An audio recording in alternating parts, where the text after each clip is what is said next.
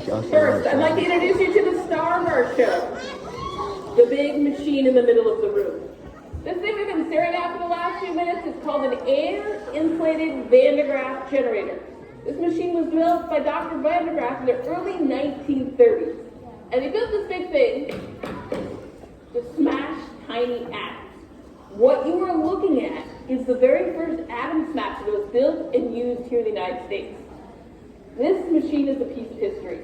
Now, some of you might be wondering, what are we going to do with it today? Well, let me give you a small taste of what it does best.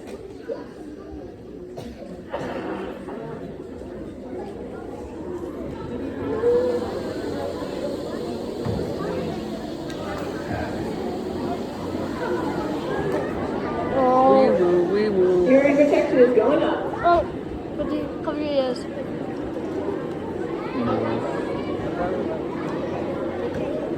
I'm very lightly doing that.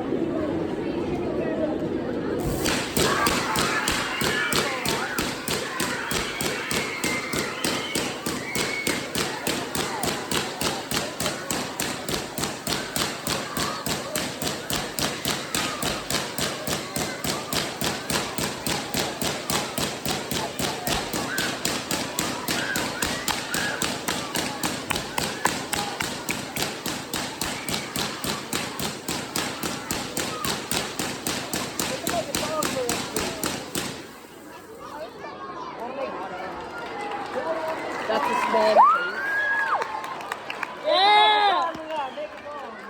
Apparently. What song was that too? Any fast paced song. All right, yeah. I love it. I love that you enjoyed those first few sparks. But I have a question. Who thought that wasn't so loud? Raise a hand if you thought that wasn't so loud. All right, awesome. You are in the right spot.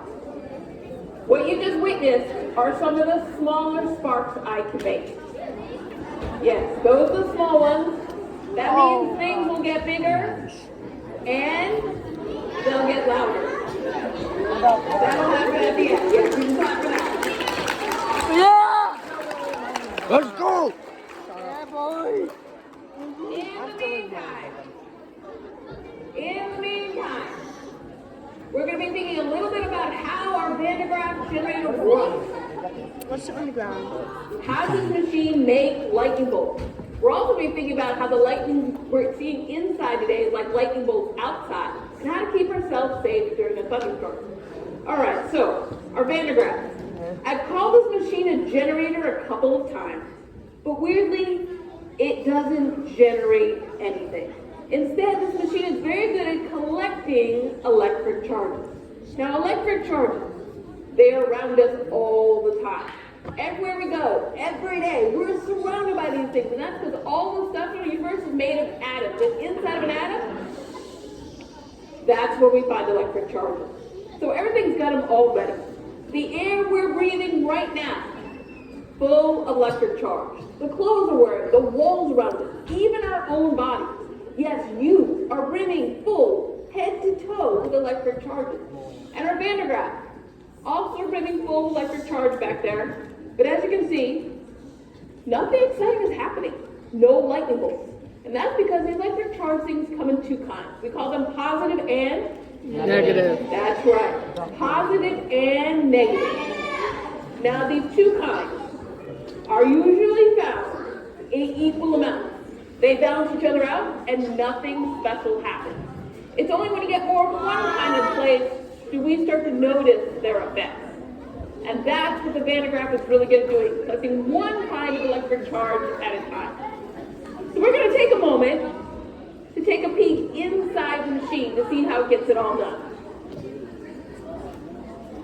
On the screens on either side of the stage, you can see inside our giant Van de Graaff.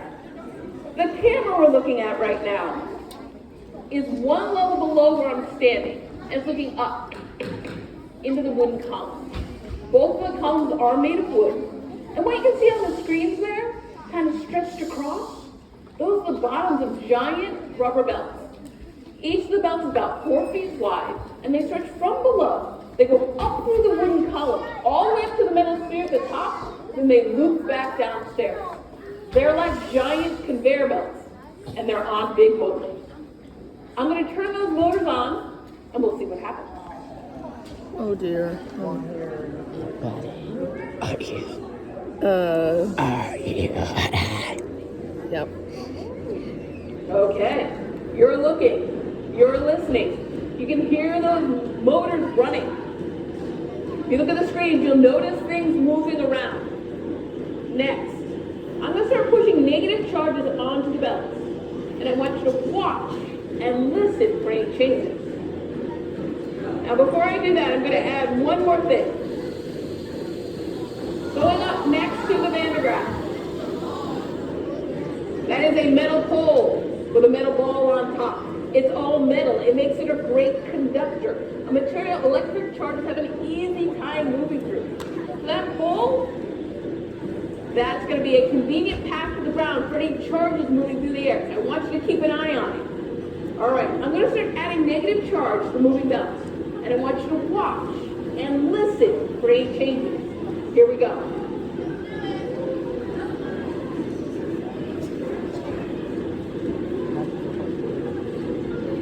Adding negative charge. Adding some more, and some more, and more, and more, and more, and more, and some more. And a little bit more negative charge. And a little bit more.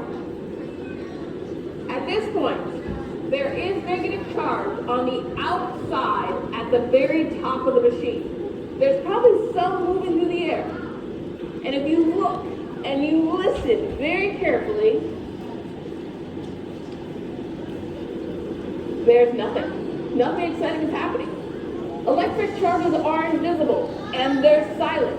We can't hear them. We can't see them. But let's see what happens when we add even more. Very protection is going on. Adding more negative charge. A little bit more.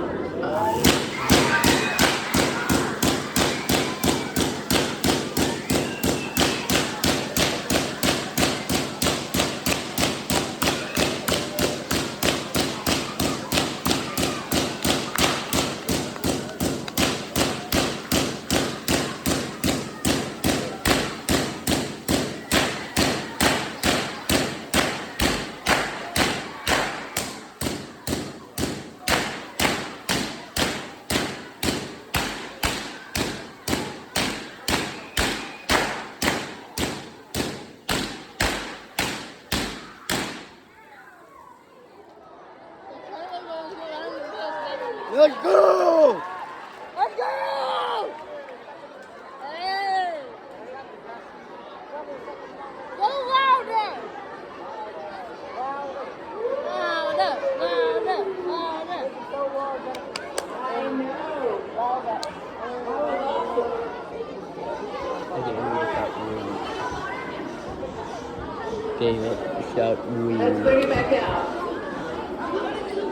All right, that I just time smell it. things got loud and things got bright. There was a lot to notice. You can see that white, bright light moving through the air. It either loud pops and bangs. It's also starting to curl more than last time. I know, it's so exciting. I must take the positive one. I'll wait. I'm 11, make a wish.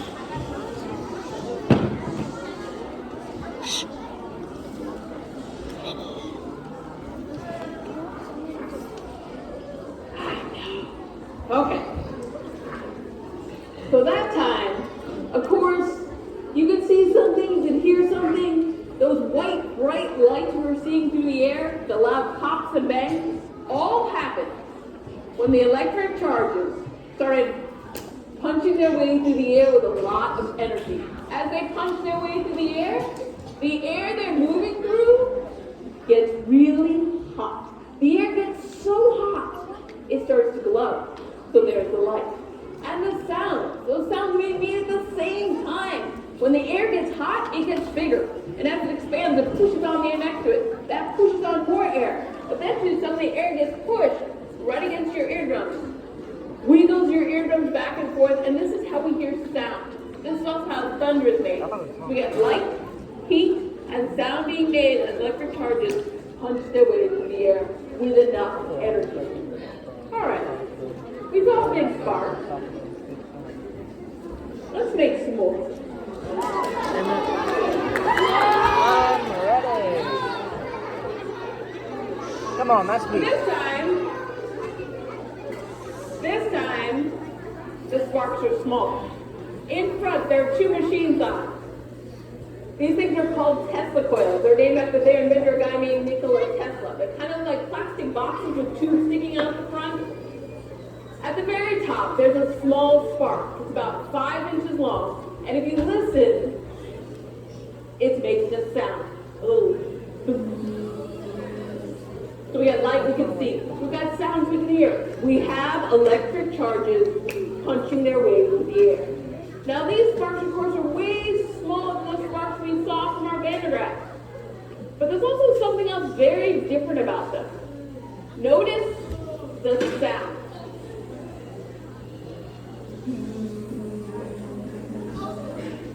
Notice the buzzing sound never changes. It's always exactly the same. Exactly the same pitch. And that's because the sparks we're looking at right now are made up of many sparks. One happening after another really fast. 120 sparks are happening each second. Okay, try to imagine 120 sparks that are happening. 120 sparks that are happening in 1 second that make 120 tiny pops. That make 120 tiny pops.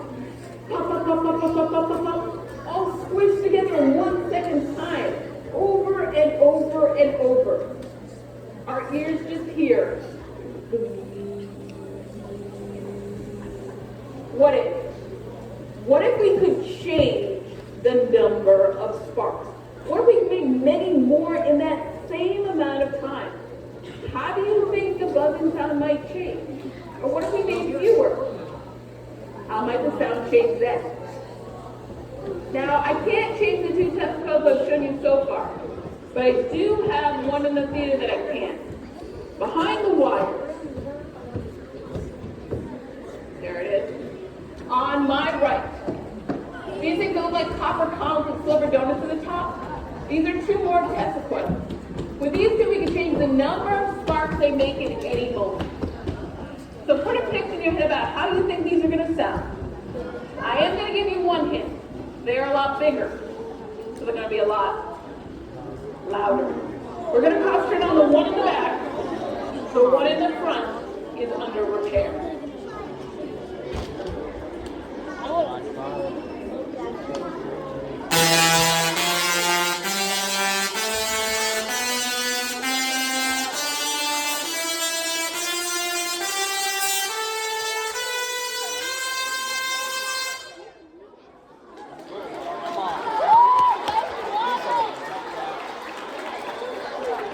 Kind of enticing. That You can hear it makes different sounds with the sparks. And all we did was change the number of sparks. We made many more in each little moment, and the pitch got higher and higher and higher. I can't see. So we can control the different numbers of sparks over time. And we can arrange them any way we want. That means we can make music. So let's do it.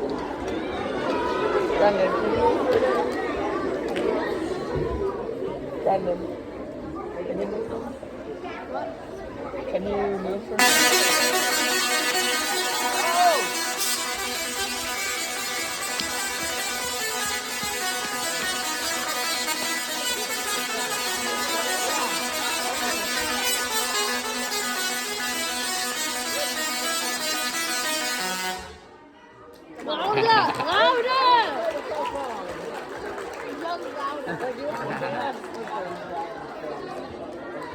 Thunderstruck. Alright, awesome.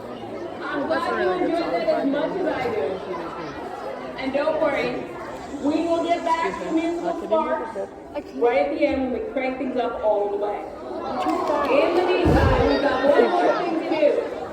So far, here in the theater, we've seen sparks that have been inches long. I was talking to Caleb. We've seen sparks that have been many feet long. The longest lightning bolt we saw today so far was probably about 20 feet long, right around 1 million volts. Lightning outside can stretch for miles.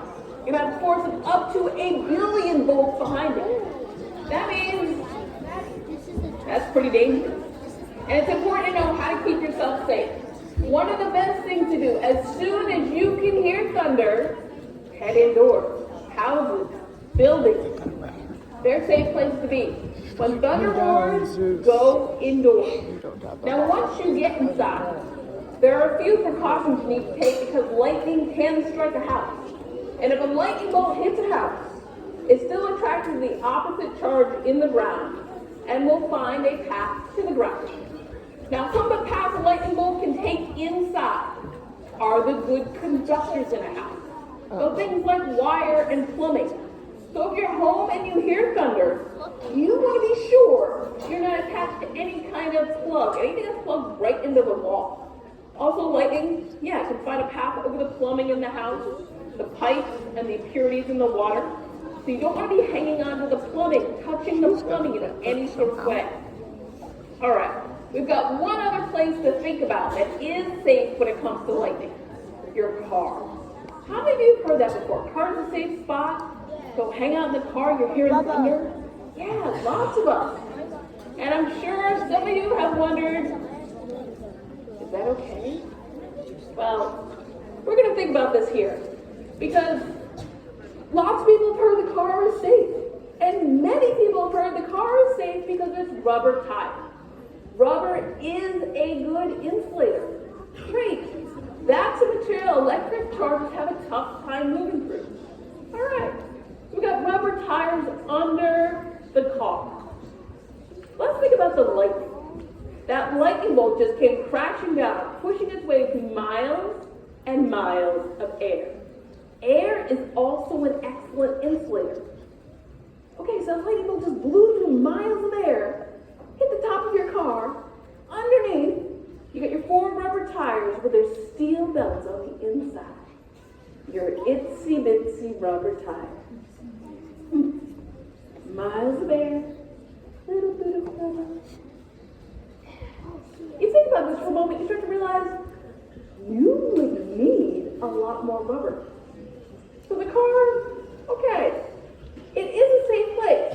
It has nothing to do with the rubber tire. It has everything to do with the car's metal body. Things surrounded top, sides, and bottoms by metal. And I'm sure you've noticed, I am in a giant metal birdcage. And I'm way up here in the air. So we could test out this whole idea. I'm surrounded top, sides, and bottom by metal, and we have a giant lightning machine. Don't do it. So that's exactly what we're going to do next, because when you're thinking like a scientist, it's important to gather evidence. It helps increase your understanding of things. So what's going to happen next? Is I'm going to turn our Van de Graaff generator back on. Oh no. We're going to crank it up to right around 1 million volts. She's going to Hit this die. metal cage on the inside, and we'll see what happens. She died for our entertainment. Well, that's really loud for her.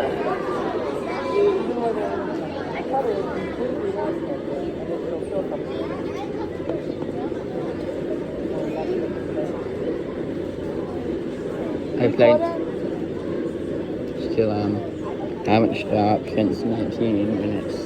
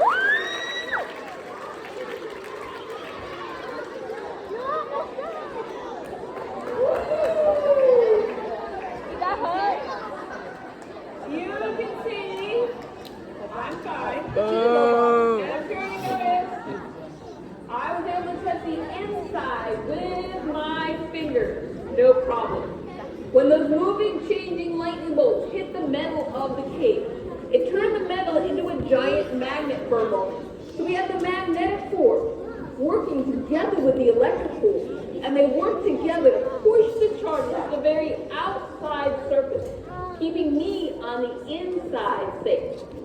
Alright, so as you're completely surrounded by metal, that's a safe place to be during a thunderstorm. Most cars work great. Trains and planes, also safe place to be. But if you are in a convertible cars have no top. So if you are in a convertible, that is not a safe place to be. If you're hearing thunder, please get out and go into a house or a building to wait out the storm. All right, we've been thinking about lightning, electricity, lightning safety.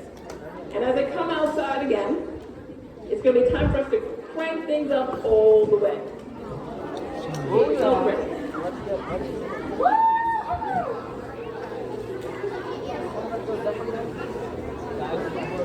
If you have questions, I will be here afterwards. But right now, please sit back, relax if you can, and enjoy our indoors lightning show. Stop doing your voice. My only regret is that I can't listen to fire.